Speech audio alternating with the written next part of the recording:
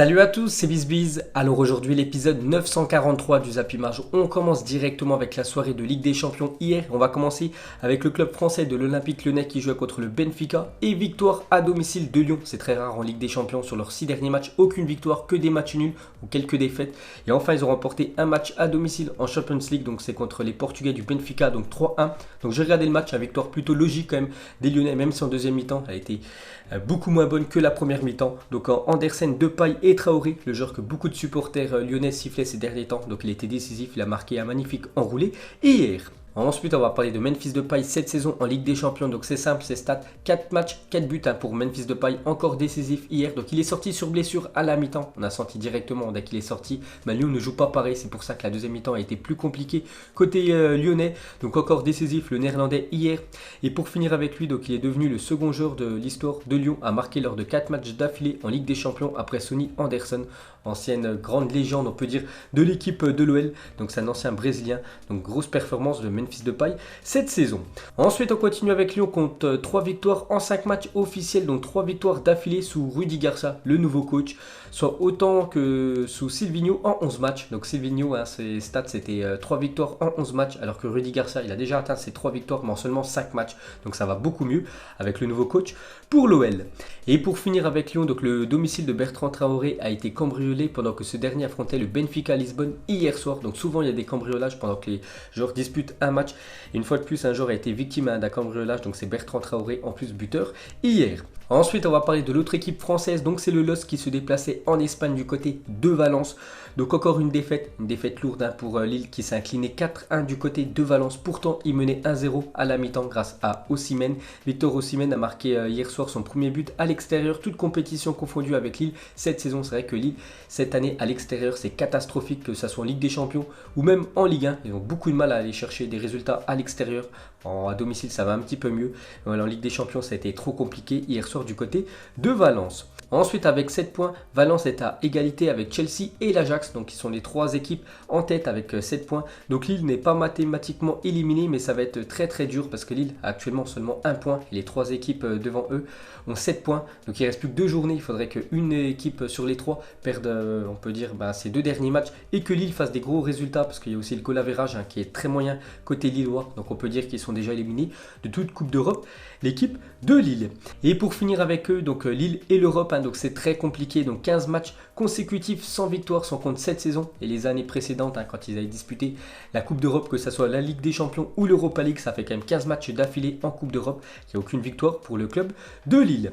Ensuite, on continue avec les autres rencontres de la soirée. On va parler du magnifique Borussia Dortmund contre l'équipe de l'Inter Milan et victoire du Borussia Dortmund 3-2. Donc j'ai pas pu voir le match parce que je regardais plus les équipes françaises.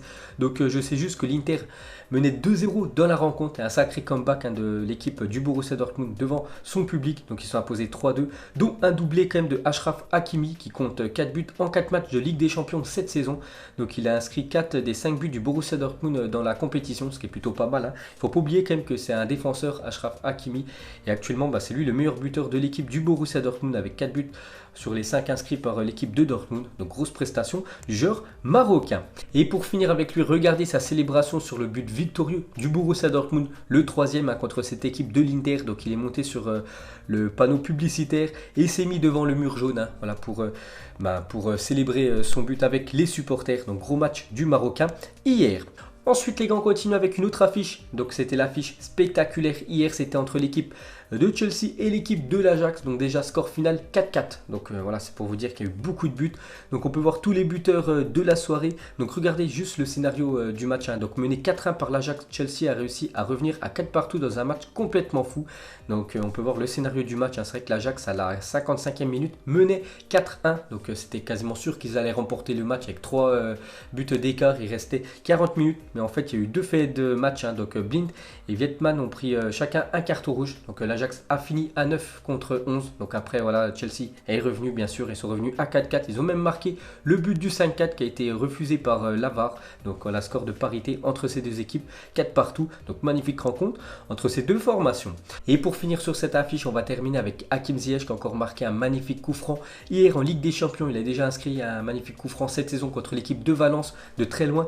Et hier, regardez où il a inscrit son coup franc. Donc quasiment dans le coin du poteau de corner. Donc ça fait poteau Et en fait, c'est revenu sur le visage de Kepa Arrizabalaga, le gardien, et c'est rentré. Magnifique coup franc de Hakim Ziyech hier. Et pour finir avec les résultats de Ligue des Champions, on va terminer avec le Barça qui jouait contre l'équipe de Prague hier et score final 0 partout. Donc c'est très rare quand même que le Barça joue un match au Camp Nou et qu'ils arrivent à inscrire 0 but dans la rencontre. Donc 0 partout entre ces deux équipes-là. Donc j'ai regardé le match, il y a eu beaucoup d'occasions quand même côté barcelonais, mais ils n'ont pas réussi à les mettre au fond.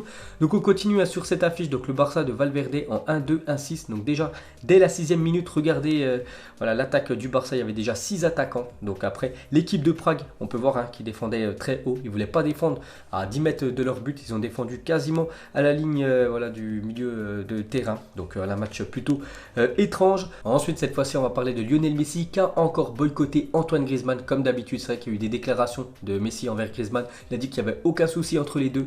Mais voilà, quand on les voit jouer, on a l'impression qu'ils ne s'aiment pas les deux. Ils se font aucune passe. Donc une petite action, les gars. Donc Messi avait juste à décaler Griezmann. Et bon, les 3 points auraient été obtenus. Bon, après, bien sûr, il faut que Griezmann mette le but. Mais Griezmann est en meilleure position. Donc Messi a préféré quand même une fois de plus tirer. Bon, après, ça fait barre. Voilà, c'est sorti. Il n'y a pas eu but. Donc s'il aurait déplacé Griezmann, peut-être qu'il y aurait eu but parce que le Français était en meilleure position. Mais comme d'habitude, Messi n'a pas fait la passe à Antoine Griezmann. Donc il est complètement boycotté, on peut dire, le joueur français. Au FC Barcelone. Donc regardez des échanges limités entre Griezmann et Messi. Donc hier, il y a eu seulement 5 passes faites entre les deux joueurs. Donc 4 passes de Messi vers Griezmann et une passe de Griezmann vers Lionel Messi. En tout, dans l'équipe du Barça, j'ai regardé tout à l'heure, il y a eu 663 passes et 5 passes seulement entre les deux attaquants Blaugrana. Donc il y a un malaise quand même entre Griezmann et Messi. Ensuite, pour continuer avec le joueur français, donc Pierre Ménez livre son avis tranché sur le cas Griezmann. Donc il a dit que Griezmann a eu tort de signer là-bas. Voilà, donc il aurait dû continuer avec l'Atlético ou choisir un autre club. Parce qu'en fait au FC Barcelone, on sait que tout le monde joue pour Lionel Messi. C'est très compliqué quand même pour Antoine Griezmann d'exister dans cette équipe. C'est vrai que pour tous ceux qui regardent les matchs, vous voyez bien que Antoine Griezmann est snobé. On lui fait jamais la passe. Voilà, il est toujours laissé de côté. Il joue même pas à son poste. Donc c'est très compliqué, on peut dire, ce début de saison pour le joueur français. Et pour finir avec le Barça, donc l'entraîneur Valverde, après le nul entre le Barça et Prague, donc il a dit en conférence de presse les sifflets du public parce qu'ils sont fait siffler, bien sûr, les joueurs Blaugrana après la piètre prestation hier. Donc c'est toujours bien que le public soit exigeant avec l'équipe. Moi, à mon avis, les sifflets du public étaient envers Valverde parce qu'hier il a encore fait des choix très bizarres, on peut dire des choix tactiques très moyens de sa part. Donc en espérant qu'il se fasse limoger dans quelques jours. Et pour finir avec la soirée de hier soir, un petit coup d'œil à tous les autres résultats. On peut voir que Leipzig s'est imposé 2-0 du côté du Zénith Saint-Pétersbourg. Encore un match nul pour Naples qui a fait un partout contre Salzbourg. Donc que ça soit en Serie A ou en Ligue des Champions, ils n'arrivent pas du tout le club italien cette saison. Sinon on peut voir aussi une victoire de Liverpool qui s'est imposé 2-1 contre Genk. Ensuite un petit coup d'œil au classement des groupes E, F, G, H après cette journée de Ligue des Champions hier. Donc dans le groupe E, donc Liverpool et Naples très bien parti quand même pour se qualifier. Il reste plus que 2 journées dans ce groupe. Donc dans le groupe F, donc toujours le Barça en première position. Mais bon, ils ont pris qu'un point hier. Donc Dortmund va mettre la pression sur l'équipe du Barça. Donc prochaine journée les gars, c'est le Barça qui va jouer contre Dortmund. Donc match décisif dans ce groupe. Donc dans le groupe G, le groupe de l'Olympique Lyonnais, on peut voir que Lyon est quand même bien parti pour se qualifier. Donc prochain match pour Lyon, c'est un déplacement du côté du Zénith qui a 3 points derrière. Donc il faudra minimum un nul pour l'équipe de l'OL. Et dans le groupe H, le groupe de Lille. Donc Lille est quasiment éliminé avec un seul point. Donc ça va se jouer entre les 3 autres équipes pour les 2 premières places qualificatives. Ensuite un petit coup d'œil cette fois-ci au programme de la journée. Donc c'est les groupes A, B, C, D pour ce soir. Donc il y a le Paris Saint-Germain ce soir qui joue contre Bruges. On va en parler juste après. Aussi le Real Madrid joue contre le Galatasaray. Il faut une victoire du Real Madrid pour quasiment être qualifié pour les 8e de finale.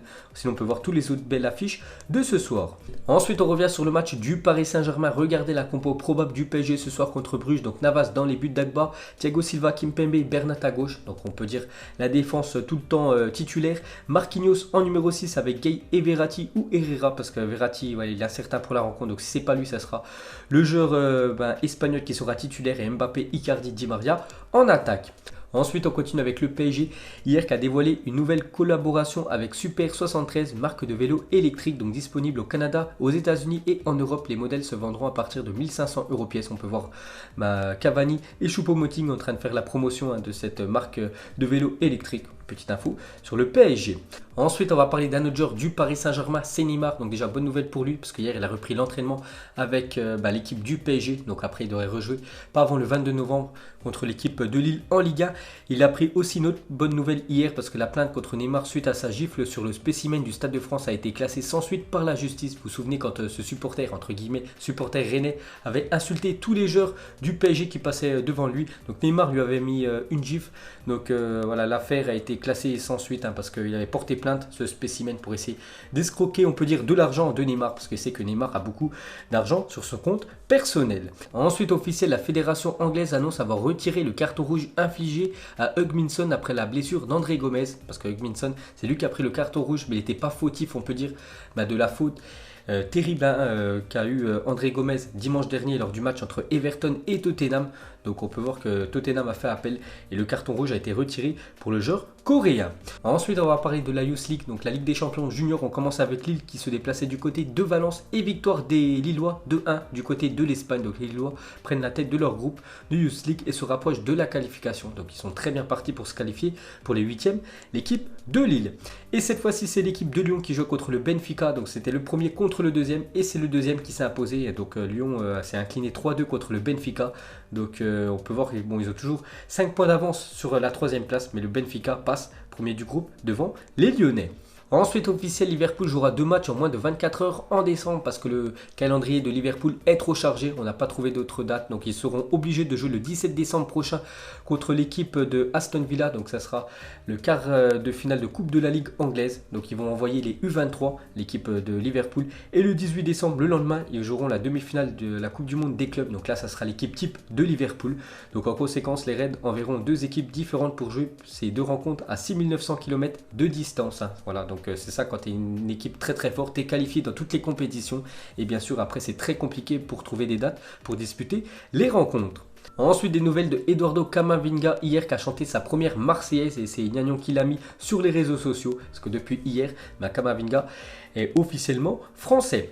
Et pour finir ce Zap Image, les gars, on va terminer avec un petit prono ce soir sur le match de Ligue des Champions du Paris Saint-Germain contre l'équipe de Bruges. Donc déjà au match aller, l'équipe du PSG s'était imposée 5-0. Dont un magnifique match de Kylian Mbappé qui avait inscrit un triplé. Donc ce soir c'est au Parc des Princes, donc c'est très compliqué pour l'équipe belge d'exister parce qu'on sait que le PSG au Parc des Princes c'est très costaud, surtout en Ligue des Champions. Donc moi je partirai bien sûr sur une victoire du PSG et je restais aussi sur le même score qu'au match aller, 5-0 pour les Parisiens. Donc voilà les gars, la fin de ce Zap Image 942. Donc si ça vous a plu, un petit like et je vous ferai l'épisode 943 demain. Donc moi je vous laisse et je vous dis à la prochaine comme d'habitude. Ciao à tous.